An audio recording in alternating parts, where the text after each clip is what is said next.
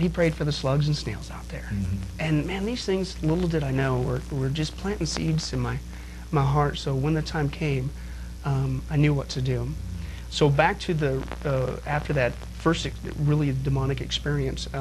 After that, I stopped the drugs. That was a bad trip. But after it calmed down, I said, that's all it was. Just a bad trip, So I went right back into it. So Easter 1993, the day before, Saturday night, I was out partying at a place with a guy named Mark. And we went to one of the river towns called Cortland off of Sacramento area. And I blacked out, did something. Next thing I know, the Sunday morning, I woke up drunk on the floor in his room. Didn't know how I got there. And all I remember was just a knock on the door. That doesn't knock too good, but if you can imagine. Knock on the door, and his parents, Christian parents, said, Mark, it's Easter Sunday. You going to church services? He said, no. And they said, come on, man, it's Easter. You got to go to church services. And he says, no. So they left. And so we got up, and I had a hangover. Didn't usually get hangovers that bad. And so I started drinking some coffee. Figured, hey, that's what, maybe that'll get rid of it. And that wasn't working. So I left and went back to my apartment. I lived with my brother at the time in Sacramento, and he was off on a business trip. And so I was all by myself. And so, it was Sunday. I had to go to work the next day. So I said, hey, I got to get rid of this headache. So I started slamming some vodka, thinking that was going to help. And boom, that's when it happened again, the second time. And it was just as bad, if not worse than the first time. And so it was one of those divine appointments from God. You could ask me 2 minutes before I got saved. One, I was going to get saved, and two, God was going to have me do what he's doing now. I would have spit at you, punched you, or did something to you. It was just one of those divine appointments from God. And so when that happened, I ran to my bedroom, dropped on my knees, and cried out to God, and basically said, God, I've spent the last 25 years messing this life up. If you want it, you can have it. And asked for Jesus to come into my heart and cleanse me of sin. And right to the very end, the enemy was working hard. And I remember just before praying that the enemy said, because I was at the point, I was heavy into the cult and New Age. I was getting ready to write what would have been my first book on New Age. And he says, do you realize if you do this, you're going to have to walk away from everything? Just the last little carrot. The money, the influence, everything. Just had the deals already been made for the book? And no, not yet, but it was all just sitting there. Right, you knew what was coming. Yeah, and I was also writing a computer program to randomly generate New Age sayings and all that stuff. And so, there was a lot of really going into that direction even harder, and a lot of potentiality, negative, now. But and praise God, he saved me from that. But that was kind of the last straw. And then I just remember crying and laughing at the same time that the one thing I wanted the most was the one who I ran the whole time. I ran from him. And the irony was he was right there the whole time, chasing me down the whole time, putting up with me, chasing me down. And then instantly the drugs gone, and that was, God delivered me from that. Also, I remember nobody had to give me, here's a 14-point sermon on the doctrine of being cleansed from your sins. For the first time, what was going through my mind was when I lived in Nebraska as a little kid, playing kick the can, and just those days of how innocent they were. I knew that my sins were forgiven, that I was cleansed. I didn't feel dirty. I mean, nobody told you. No, I'm all by myself. Yeah. Next day is when God, he went to work there. But the next day, I began all by myself. I started reading the Bible. I figured that's what Christians are supposed to do. And I cleaned house. I erased the computer program that I was working on. I threw out my whole library of books. I threw out the book that I was working on. Anybody tell you to do that? No, not at all. You just felt, I've got to do this. Yeah, it was kind of a no-brainer. Hello, if you're living for yourself and the devil 100%, why not live for God? And I was so excited because I did want to know the truth. I wanted answers for life, and I was crying out. I was hurting so much inside. And then, gee whiz, when you find it, it's a no-brainer. You go for it and live for it. That's only the logical response. And so then I threw away all my clothes, anything that associated me with that past, and making a clean break. And so I started reading the Bible, figured that's what you're supposed to do as a Christian. I started going to church services. I figured that's what you're supposed to do as a Christian. Went to every service I could get my hands onto. And so as I was reading the Bible, about 6, 7 weeks later, I'm reading the Bible, and I'm saying, Lord, I just want to know more. And so then the next day I woke up with the thought in my head, go to Bible college. I'm going, you got to be joking. Yeah, I don't even know hardly the Jonah and the fish story, man. I'm not even, and again, my conception was, as Christians, you got this, you know it all, you got this perfect life, and there's no way that I could be that way.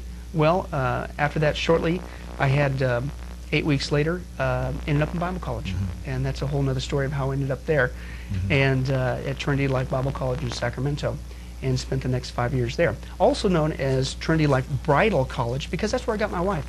So that was kind of cool. Some Bible colleges have that knack, I don't know, but you got someone who came into your life. Yeah, and so God just kind of icing on the cake with my wife. Let me go back to something I asked earlier, and I want to take it in a little different vein. And we got about 5 minutes left. Okay. But I want to take it into a little different vein of here, when you were starting to come out, you said, I'd buy a new TV. All right.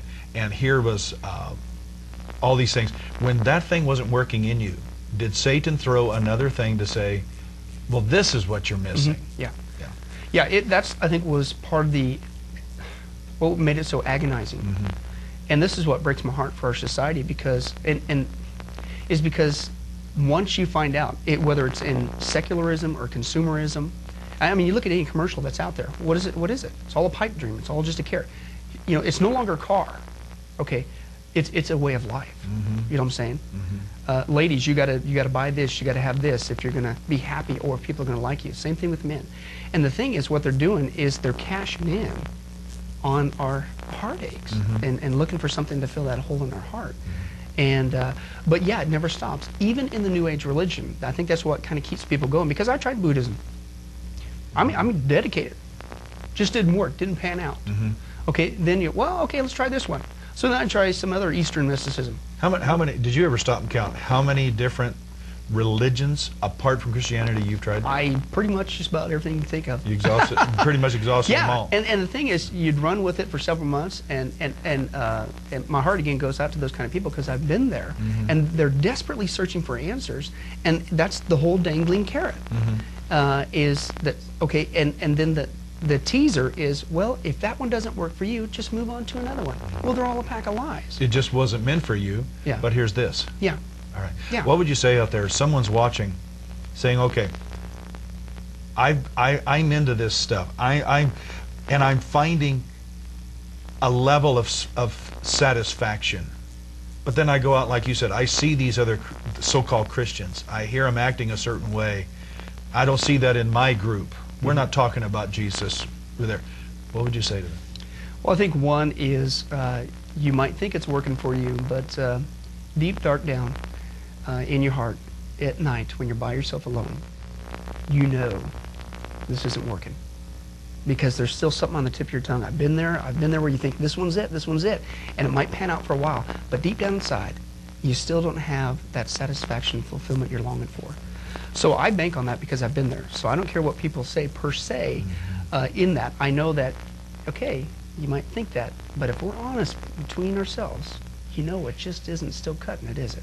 There's still something missing with that. Second of all, what I would say is, yeah, maybe there are some Christians out there that aren't being very good examples.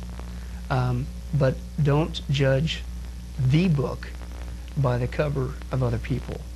You need to search it out, investigate it yourself, and give Jesus a try. He won't disappoint you. No matter what other people, whatever you've seen, the real Jesus will fill that void in your heart. Pastor, would you say that one of the greatest issues here of this whole thing of your life, somebody was praying for you? Oh, absolutely. And refused to give up when you gave them countless reasons to give up.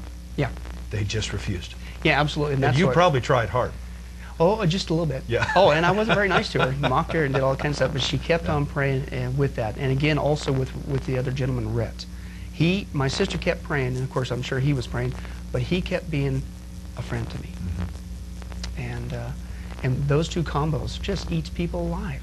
Yeah, heap burning coals on their head when you love them. I keep, when you're talking about this, I keep seeing Jesus at Matthew's house.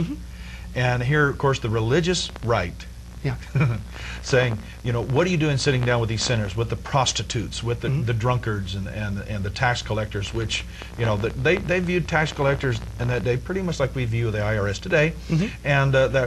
And yet Jesus was saying, I'm here to show them the truth. Yeah. And God put somebody of truth in your life. Yeah. Exactly. And again, frankly, I think that people who are formerly involved in the occult and stuff like I was, and New Age, and people who just have a hunger in their heart, and people who maybe have been a prostitute or a drug addict and all that stuff like I was in, frankly, make some of the best Christians out there. Because well, like the Apostle Paul, he was deadheading as hard as he could into what was wrong. Turned around. Yeah, you don't have that kind of inoculation, if you will, of Christianity. Right. It's just all brand new, and it's just flames are coming out both ears. So I want to throw in this real quick. You are doing videos, you're writing books. I'm looking at several here. There's a 4-video series on a marriage built to last. You have another one on the 10 Commandments, and I can't think of anything more needful today. And what I'm running into more and more are people who are counseling in the home, the marriages, and the lives, because the home is under such attack. Because if you can strengthen the home, you strengthen the church. You tear the home down, you're tearing the church down. And that's where the battle's so much at the home. Because we don't have those people around us. That's a whole other topic. And we want to have you back, so I want to talk about that. Okay, great. So, but it's been a joy to have you. Hey, it's been a pleasure. Thanks for having me. Bless you. All right, right now, going to the Newsboys, making a powerful statement in this song. He reigns.